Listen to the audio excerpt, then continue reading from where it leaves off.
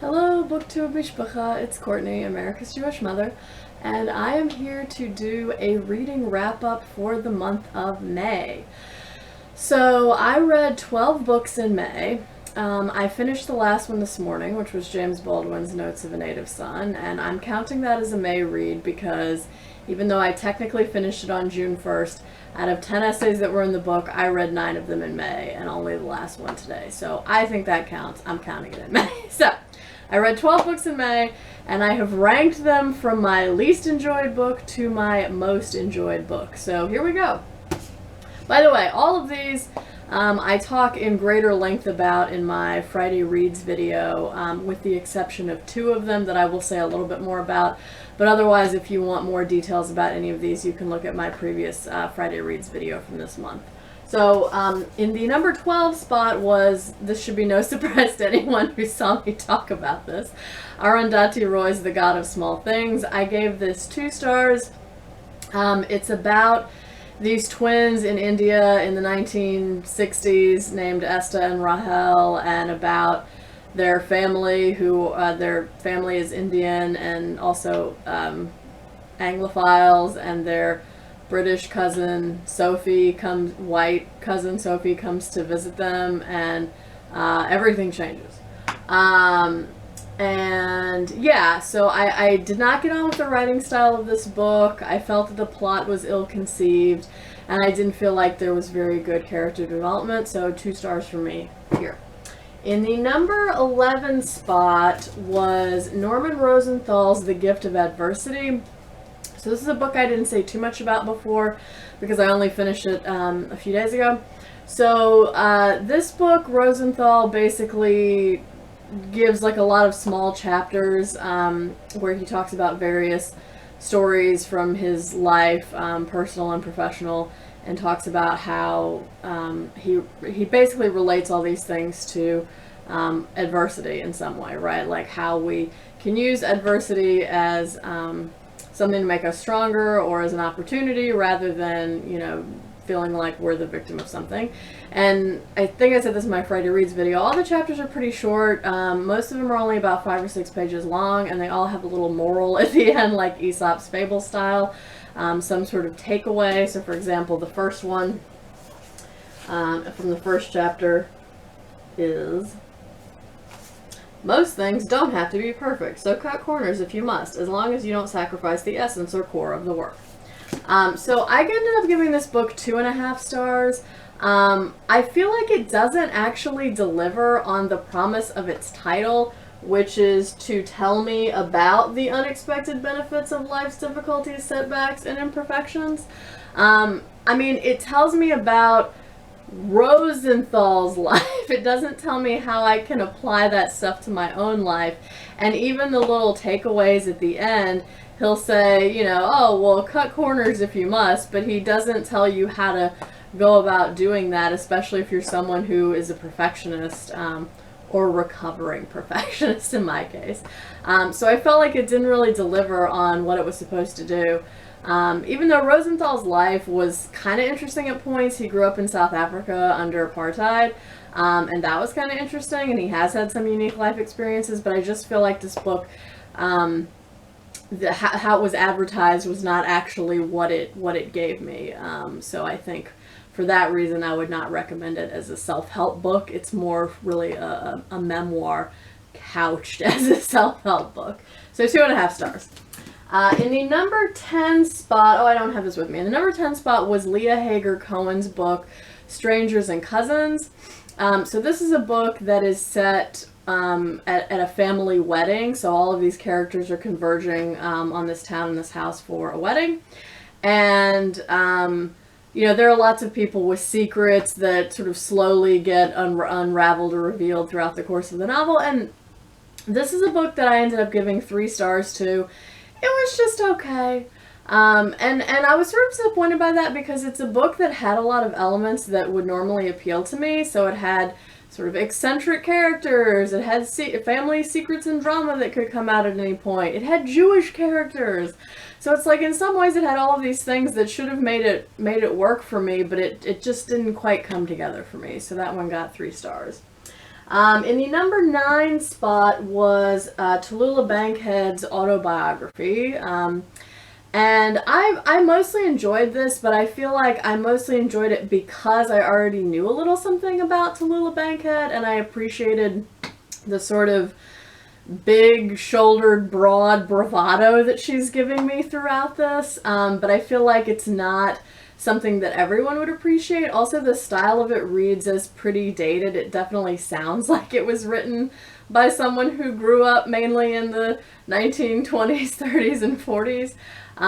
So I think if you're somebody who already knows a little bit about Tallulah Bankhead and wants to hear from her in her own voice and words, you would enjoy this. But as just a sort of general snapshot of what it was like to be an actress in the 1930s, 40s, and 50s, or like what the sort of culture of the time was like, or anything like that. I don't think it's too revealing on those things. So so I ended up giving this 3 stars. Okay, so in the number 8 spot, I also don't have this book with me, but it's Daniel Silva's The English Assassin. I gave this 3.5 stars. This was the second book in the Gabriel Allon series, which is just a fast-paced spy thriller novel. And it centers around this character, Gabriel Allon, who used to work for Mossad in Israel and is now an art restorer by trade, but keeps getting sucked back into missions for the Office, as it is called. And The English Assassin was good. It definitely held my attention. It talks a lot about Switzerland, and you really kind of explore what Switzerland's role as an allegedly neutral country during the Holocaust really was. And I appreciated that sort of historical perspective that Silva brought to the table, because I feel like that's not something you hear a ton about. So I liked that, 3.5 stars. Okay, and the number 7 spot was Rose McLarney's volume of poetry called Forage. I also gave this 3.5 stars. I liked this pretty well. I would recommend it if you like eco-poetry and nature poetry. It also has a sort of undercurrent of social commentary that runs throughout it, but for me, that wasn't quite strong enough, and I wish she had either made that thread of social commentary more prominent or obvious, or just scrapped it entirely and just focused on the nature poetry, because I feel like that's really where her strength and interest lies. And the cover art on this is beautiful. So yes, that was the number 7 book. My number 6 book was Jack Gilbert's Refusing Heaven, which also received 3.5 stars from me. Gilbert, I think, does a slightly better job than McLarney at exploring consistent themes throughout this volume. So he talks a lot about aging, memory, our past loves, and what they mean once they are over. And he's very reflective on time that he spent in Italy. So yeah, I liked this a lot. I would recommend this if any of those themes sound interesting to you. So 3.5 stars as my number 6 book. Alright, so moving on. Number 5 was Nina Simone's autobiography, I Put a Spell on You. So this got 4 stars from me, which is quite good. I really liked this. I thought Nina Simone was incredibly candid throughout her, for the most part, throughout her discussion of her childhood in Tryon, North Carolina, and how she became sort of this reluctant performer in order to finance her going to school at Juilliard to become the first black classical concert pianist, which was her main goal. And for a number of years, even when she started to become famous, she still was kind of like, I'm just doing this so I can eventually do this other thing that I actually want to do. And it also gives a really interesting portrayal of her perspective as an artist during the civil rights movement in this country, and how she sort of felt about the role that her own artwork was playing in the civil rights movement, and how she sort of saw herself in relation to that. So I think it's interesting if you know who Nina Simone is and want to read more about her life, because it tells you a lot about her life. But it's also interesting just if you want to know more about the civil rights movement and how art played a large role in it. So 4 stars, would definitely recommend. My number 4 book of the month was Richard Wright's Native Son.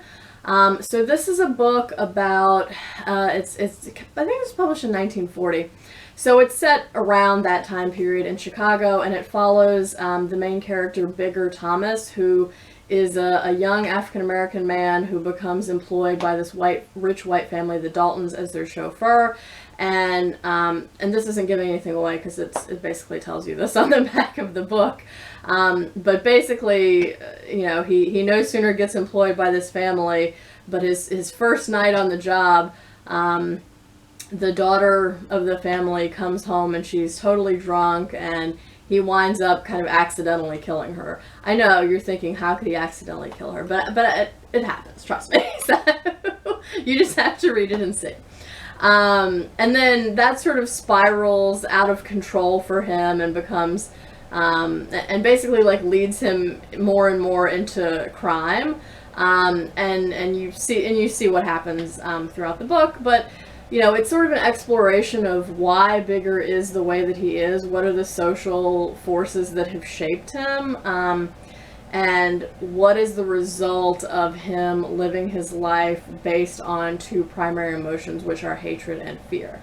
So I think Wright does a really good job at showing the interplay of social forces in this book and how they shape somebody's personality and actions. And the essay, and I said this in my review of this book in my last Friday Reads video, but the essay at the end of this volume that Richard Wright wrote called How Bigger Was Born is excellent, and I highly recommend it.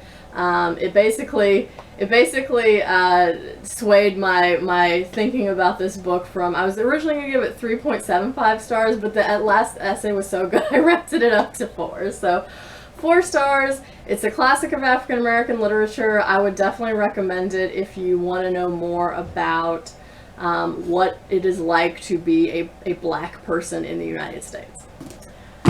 Okay, my number 3 book, so now we're up at the top, that I read for this month was Lorraine Hansberry's Les Blancs, The Collected Last Plays.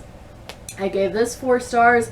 This is a collection of 3 plays of Lorraine Hansberry's. They were the last plays that she wrote. They went unpublished in her lifetime, so they are Les Blancs, The Drinking Gourd, and What Use Are Flowers. There is also a piece that was written by her former partner, Robert Nemiroff, that appears at the beginning of, or before each of the plays, that kind of explains what Hansberry was thinking about during that time period, what stage of production or what stage of writing the play was in at the time of her death, and how much, you know, sort of editing work he had to do on it. And those are really quite good in terms of providing context for each of the plays, and I think they really help you see what it was she was trying to achieve in each of these. So yeah, those were really good. 4 stars. I definitely recommend it if you know Lorraine Hansberry from A Raisin in the Sun and want to know more about what her other concerns as a playwright were. Alright, so my second favorite book of this month was Thomas Hardy's The Mayor of Casterbridge, which I gave 4.5 stars to. Now, I've already gushed enough about this book, so I won't just go on and on, but basically it tells the story of the life of Michael Henchard, who is presented at the beginning of the book as this thoughtless jerk, and then we see him many years later, and we think perhaps he has actually changed. And the book is an exploration of whether it is actually possible to change one's character. And you see him in various situations, and Hardy's conclusion is basically that our character is not dictated by what we do when circumstances are good and things are going our way and we feel positive about everything, but that our character is more dictated by how we react and what we do when things are going poorly for us, and when things are happening that we really don't want to happen. That's when our true character is revealed. So I thought this was an excellent character study. It's maybe slightly slow going at first, but definitely once the plot gets off the ground, it's super fast paced. It totally sucked me in. I basically read this whole book, which is over 400 pages, in 3 days. So if that doesn't tell you anything about how enthralled I was, I don't know what will.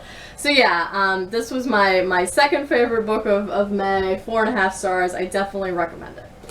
And my favorite book of May is, no surprise, James Baldwin's Notes of a Native Son. 5 stars. It's James Baldwin. Oh my gosh, he's amazing. I mean, what can I say about James Baldwin? He's such a visionary thinker, and he just is so sharp and insightful and prophetic, and almost everything I've ever read by him, I feel like so accurately describes things that are still going on now in this day, which is slightly sad, but also just shows how much of a visionary he really was as a writer and a thinker.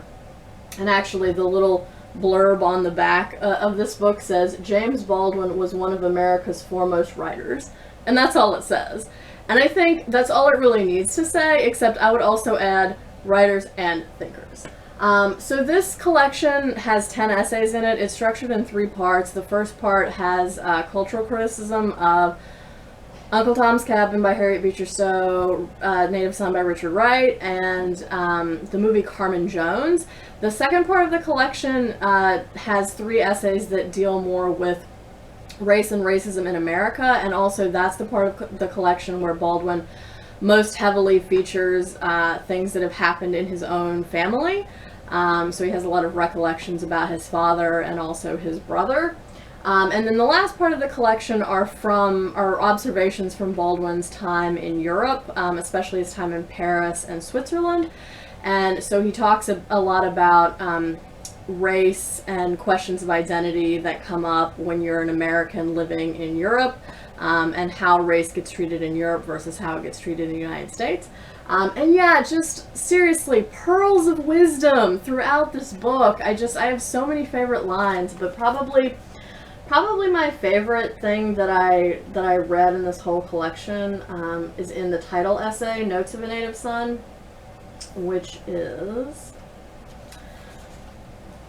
I imagine that one of the reasons people cling to their hates so stubbornly is because they sense, once hate is gone, that they will be forced to deal with pain. So yeah, he just has gems like this throughout the whole thing, and it's so good, and it's so insightful, and it's so timely, and everyone should read this book! So yes, 5 stars, Notes of a Native Son, my best read of the month. So yes, thank you for watching this if you've watched the whole thing. Those were the books that I read in May. Please let me know what you read in May and what your favorite books of the month were. If you've read any of the books that I've mentioned, please feel free to drop a comment down below and tell me your thoughts on it. So yeah, I hope everyone's doing good reading. I hope you're all staying healthy and well. And until my Friday Reads video, would it kill you to call your mother?